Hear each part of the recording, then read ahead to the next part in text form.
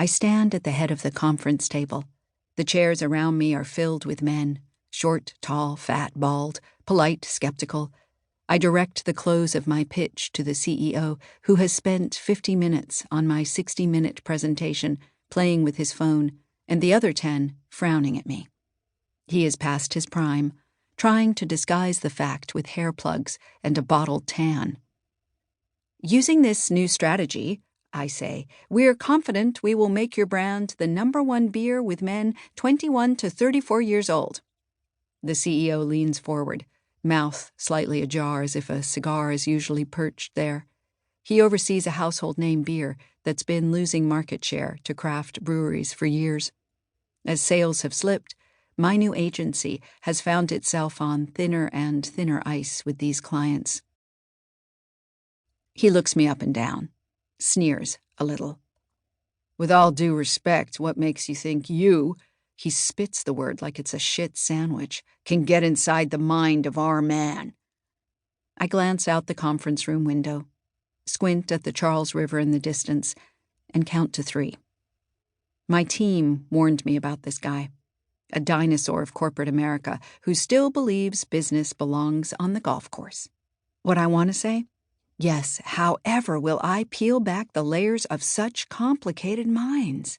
Can a simpleton ever truly understand the genius of the noble frat star? For now, they crush empties against their foreheads, but someday they will command boardrooms. Someday they will be you and insist they got to where they are through nothing but sheer hard work.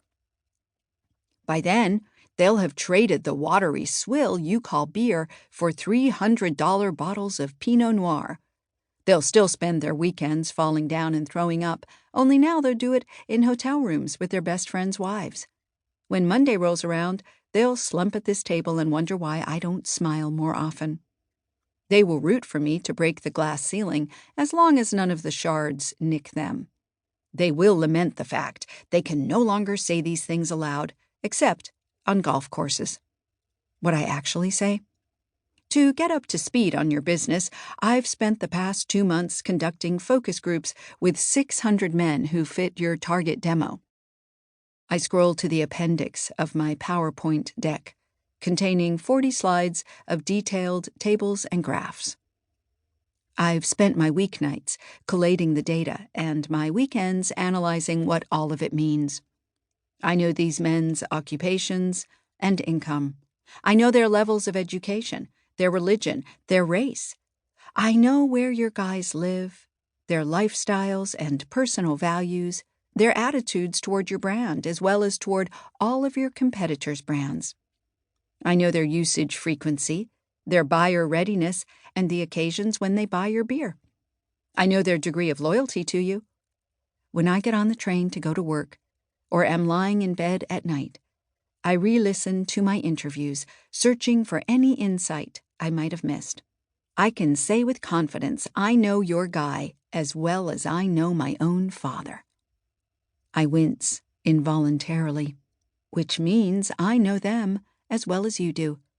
I don't think I can get inside the mind of your customer. I know I can, because I already have, with all due respect. I grin, so the jab sounds playful instead of aggressive. Everyone else in the room appears impressed. My assistant, Tyler, forgets himself and claps.